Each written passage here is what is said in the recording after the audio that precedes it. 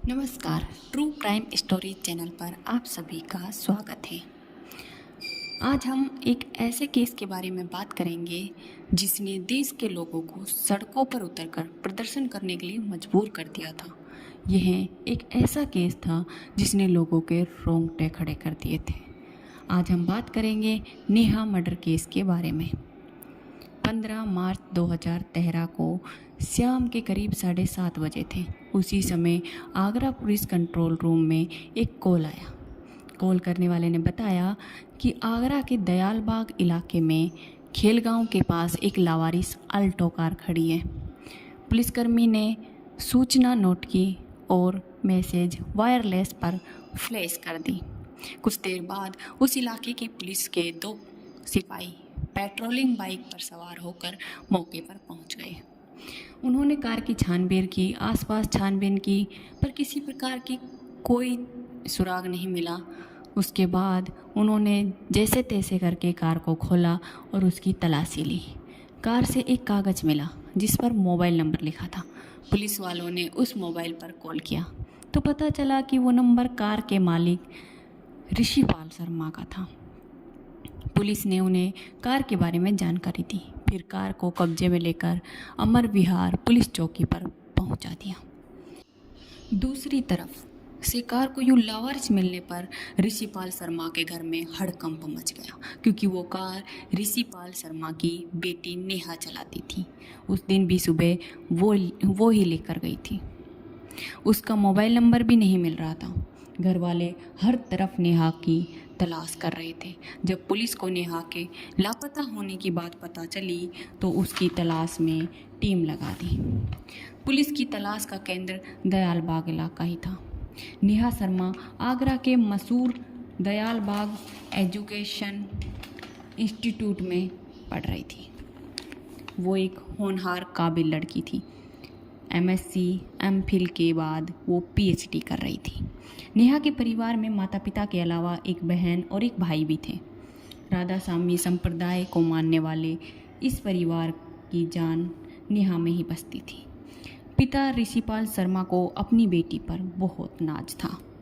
वारदात के दिन भी नेहा रोज की तरह अपने पिता की लाल अल्टो कार लेकर कॉलेज गई, लेकिन शाम के 5 बजे तक जब वो घर नहीं पहुंची तो उसकी मां ने उसे बार बार कॉल किया।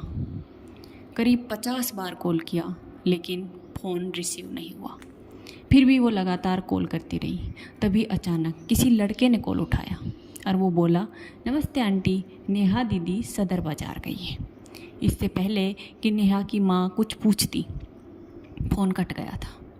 नेहा की माँ का दिल बैठा जा रहा था। उसने फिर से कॉल मिलाया। उसी अनजान लड़के ने फिर कॉल उठाया और कहा, आंटी, नेहा दीदी तो मूवी की टिकट लेने गई है और लाइन में खड़ी है, और फ़ोन काट दिया। इसके बाद नेहा का मोबाइल फ़ोन बंद हो गया। नेहा की माँ बार बार फ़ोन करती रही, लेकिन फ़ोन नहीं उठा। फिर वह फ़ौरन अपने पति को जानकारी दी। नेहा को पता लगाने के लिए इधर उधर फ़ोन करने लगी। उसके पिता और भाई नेहा की तलाश कर रहे थे। शाम के करीब 8:30 बज चुके थे। पुलिस और नेहा के घर वाले मिलकर उसे खोज रहे थे। इस दौरान पुलिस को पता चला कि नेहा को आखिरी बार DIE की नैनो बायोटेक्नोलॉजी लैब की तरफ जाते हुए देखा था। पुलिस की टीम तुरंत बायो लैब पहुंची। जैसे ही लैब का दरवाज़ा खुलवाया तो अंदर का मंजर देखकर सबके होश उड़ गए। लैब में चारों तरफ खून बिखरा था और सामने फर्श पर खून में सनी हुई नेहा की लाश पड़ी हुई थी। उस कमरे में इस कदर खून था कि नेहा के कपड़ों का रंग भी नहीं पता चला था। पुलिस जब नेहा की लाश के करीब पहुंची तो देखा कि उसके पेट और जिस्म को बेरहमी से काटा गया था। उसकी जांघों पर भी काटने के निशान थे। उसके मुंह में रुमाल ठूसे गए थे। उसके दोनों हाथ पीछे की तरफ बंधे हुए थे। उसकी सलवार घुटनों तक उतरी हुई थी। मौका वारदात पर हर तरफ खून से सने टिश्यू पेपर बहुत बड़ी मात्रा में पड़े हुए थे। ऐसा लग रहा था कि मानो कातिल ने हर वार के बाद अपने हाथों को से खून साफ किया है। उस कमरे का खौफनाक मंजर देखकर नेहा की माँ अपने होश और हवास खो बैठी। उसके पिता भी घुटनों के बल जमीन पर बैठ गए। अपनी लाडली की इतनी दुर्गति देखकर उनके आंसुओं की धार चीखों के साथ बह गई। पुलिस वाले भी कातिल की करतूत देखकर सोच में पड़ गए कि आखिर कातिल ने इतनी दरिंदगी क्यों की। पुलिस ने लैब की जांच पड़ताल में पाया कि वहाँ कोई टूट फूट नहीं हुई थी, मगर लाश के पास एक कांच की पिपेट आधी टूटी हुई पड़ी थी और उसका आधा हिस्सा नेहा के पेट में घुसाया गया था। पहली बार में पुलिस को ये तो समझ में आ गया था कि कत्ल से पहले रेप किया गया है या रेप करने की कोशिश की गई है, मगर नाकाम होने पर उसे बेरहमी से मार डाला। देर बाद आगरा के सभी पुलिस अफसर मौके पर पहुंच गए। मीडिया कर्मी भी वहां पहुंच गए। पूरे दयाल बाग के इस कत्ल की खबर आग की तरह फैल गई। राधा स्वामी संप्रदाय से जुड़े सत्संगी भी वहां जमा होने लगे। पुलिस ने पंचनामा किया और नेहा की लाश को पोस्टमार्टम के लिए भेज दिया और मौके से फोरेंसिक सबूत जुटाए गए। घटना के अगले दिन यानी 16 मार्च 2013 को नेहा के कत्ल की खबर सभी अखबारों की सुर्खियां बनी। लोग अभी निर्भया कांड ठीक से भूले भी नहीं थे कि इस वारदात ने फिर उस दरिंदगी की यादों को ताज़ा कर दिया। आगरा के लोगों का गुस्सा भड़कने लगा। छात्र सड़कों पर उतर आए। महिलाएं भी पीछे नहीं थी। हत्यारों को पकड़ने और कड़ी सजा देने की मांग जोर पकड़ रही थी। शहर के जगह जगह धरना प्रदर्शन होने लगे। पुलिस ने 16 मार्च को लैब सील कर दी। उसी दिन नेहा का पोस्टमार्टम किया गया। इसी दौरान लैब के पास झाड़ियों में पड़ा नेहा का लैपटॉप भी बरामद किया गया। नेहा के कत्ल को 3 दिन हो चुके थे। पुलिस नेहा के दोस्त, साथ पढ़ने वाले, आसपास के तमाम लोगों से पूछताछ कर रही थी। तभी प्रोफेसर ने पुलिस को एक लड़के के बारे में बताया जिसका नाम विशाल था। वो दयालबाग एजुकेशनल इंस्टीट्यूट परिसर में निर्माण कार्य करने वाला ठेकेदार था। पुलिस उससे पूछताछ करने के लिए उसके घर पहुंची। पुलिस ने वहां एक साइकिल देखी जिस पर खून जैसे लाल धब्बे थे। वहां एक जीन्स पड़ी थी, उस पर भी लाल धब्बे मौजूद थे। घर के बाहर विशाल ने अपने जूते सुखा रखे थे। ये सब देखकर पुलिस को विशाल पर शक हो गया। पुलिस ने विशाल शर्मा को हिरासत में लेकर पूछताछ की और उसकी साइकिल और जीन्स को फोरेंसिक जांच के लिए लैब भेज दिया। पुलिस ने शक के आधार पर विशाल से 3 दिन तक पूछताछ की, लेकिन इस बारे में कुछ पता नहीं चला। 3 दिन बाद जीन्स और साइकिल पर लगे धब्बों की फोरेंसिक रिपोर्ट आ गई और पता चला कि वो खून के नहीं बल्कि रंग के धब्बे थे। इसके बाद पुलिस ने विशाल को छोड़ दिया। अब पुलिस के पास ना कोई सुराग था और ना ही कोई खबर। DEI के अधिकारी भी पुलिस की जांच में सहयोग नहीं कर रहे थे। यहाँ तक कि पुलिस के खिलाफ उन्होंने हाई कोर्ट में रिट भी लगा दी थी। पुलिस को मामले पहले जितना आसान दिख रहा था उतना आसान था नहीं। पुलिस ने जांच जारी रखी और नेहा के कॉलेज में पढ़ने वाले छात्रों से लगातार बात करते रहे ताकि कोई सुराग हाथ लगे, और ऐसा ही हुआ।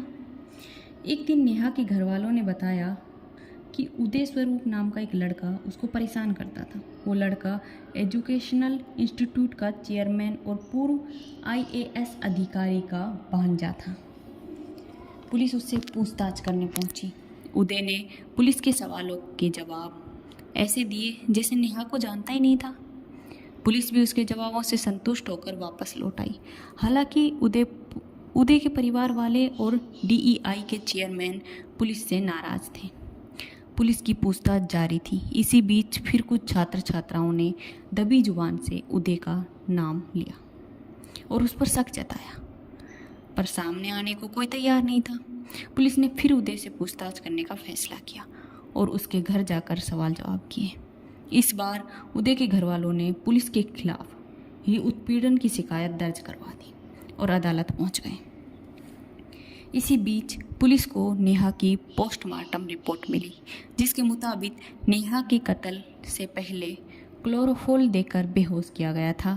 हैरानी की बात ये थी कि पोस्टमार्टम रिपोर्ट में इस बात का कोई जानकारी नहीं दिखाई गई थी कि नेहा का रेप हुआ था या नहीं। कत्ल के 15 दिन बाद पुलिस एक बार फिर फोरेंसिक टीम के साथ बंद की हुई लैब में पहुंच गई और बारीकी के साथ फिर से सुराग जुटाने में लग गई। कई घंटों की मकसद के बाद टीम को लाश के पास वाली जगह से कुछ बाल बरामद हुए। इस तरह से फिंगरप्रिंट भी लिए गए। फिर बरामद सुराग जांच के लिए भेजे गए। पुलिस अब तक इस मामले में करीब 250 लोगों से पूछताछ कर चुकी थी। ये केस सीबीआई को दिए जाने की मांग तेजी से होने लग गई थी। पुलिस पर दबाव बढ़ता जा रहा था। पुलिस ने अपनी जांच का दायरा केवल 22 लोगों तक सीमित किया। तब तक पुलिस के पास उदय और नेहा की मोबाइल कॉल डिटेल भी आ चुकी थी। पुलिस ने उदय के दोस्तों से पूछताछ की। डीईआई के एक प्रोफेसर ने पुलिस को बताया कि वारदात के दिन नेहा की car lab assistant Yashveer Sandhu चला रहा था। पुलिस ने उसी रात यशवीर को चुपचाप उठा लिया। उससे पूछताछ की गई। पुलिस को कार के बारे में अहम जानकारी दी गई, लेकिन मुख्य आरोपी का नाम नहीं बताया। पुलिस की जांच के केंद्र में अब लोग थे जो नेहा के आसपास और लैब में जो ज़्यादा आते जाते थे। इस बीच पुलिस को पता चला कि उदय भी लैब में बहुत आता जाता था। पुलिस उदय पर फोकस कर रही थी। तभी पुलिस को लैब में मिले बालों की फोरेंसिक रिपोर्ट मिली। रिपोर्ट से पता चला कि लैब में नेहा की लाश के पास जो मिले बाल थे वो उदय के प्यूबिक हेयर्स थे। अब नेहा के घर वालों और पुलिस का शक पुख्ता हो चुका था। पुलिस ने एक बार फिर उदय स्वरूप को थाने बुलाकर पूछताछ की। इस बीच एक मनोचिकित्सक भी पूछताछ में शामिल था। पुलिस ने बार बार उदय से सवालों को कागज पर लिखकर बार बार पूछा। उन सवालों से उदय टूट गया और उसके जवाब बदल गए थे। सबूतों के आधार पर उदय स्वरूप और लैब टेक्नीशियन यशवीर संधू को गिरफ्तार किया गया। पुलिस ने खुलासा करते हुए बताया कि वारदात के दिन उदय ने लैब टेक्नीशियन की मदद ली थी। उसकी सूचना पर उदय नेहा की मौजूदगी में लैब में पहुंच गया। मौका पाकर उसने नेहा को बेहोश किया और सारी वारदात को अंजाम दिया। बाहर आकर नेहा की कार की चाबी यशवीर संधू को दी। यशवीर कार को लावारिस छोड़कर वहां से निकल गया। वारदात के बाद उदय ने ही नेहा का लैपटॉप झाड़ियों में फेंका था। नेहा का मोबाइल भी उसी के पास था। उसने लैब से कत्ल के सबूत मिटाने की पूरी कोशिश की गई थी। पुलिस ने 39 दिनों की तफ्तीश के बाद 23 अप्रैल 2013 को इस केस का खुलासा किया। 11 फरवरी 2014 को इन दोनों को जमानत मिल गई। इससे आक्रोश दोबारा से तेजी लेने लगा और सीबीआई जांच शुरू हुई। पुलिस द्वारा उठाए गए सभी फोरेंसिक नमूनों की सीबीआई ने दोबारा से चेक किया और सभी बॉडी पार्टों की जांच चेक की तो पाया कि नेहा का पहले रेप हुआ था, उसके बाद मर्डर। इसके बाद सीबीआई ने यशवीर सिंधु और उदय दोनों की बेल खारिज करवा दी और उन्हें दोबारा जेल में डाल दिया गया। 2015 में दोनों आरोपियों के खिलाफ चार्जशीट दाखिल कर दी गई। फिर 2018 में उदय ने सुप्रीम कोर्ट में जमानत की अपील की, जो खारिज कर दी गई। यशवीर संधू को बरी कर दिया गया क्योंकि उसका मर्डर और रेप में शामिल होने का कोई सुराग नहीं मिला था। और अब भी ये केस चल रहा है। अभी तक उदय को कोई भी सज़ा नहीं सुनाई गई है। अभी भी नेहा के माता पिता इस आस में बैठे हैं कि कब उनकी बेटी को न्याय मिलेगा। किसी पर भी भरोसा सोच समझ कर करें, सावधान रहें, सतर्क रहें और ऐसी ही सच्ची घटनाओं के बारे में जानने के लिए हमारे चैनल ट्रू क्राइम स्टोरीज को लाइक, शेयर एंड सब्सक्राइब करें। धन्यवाद।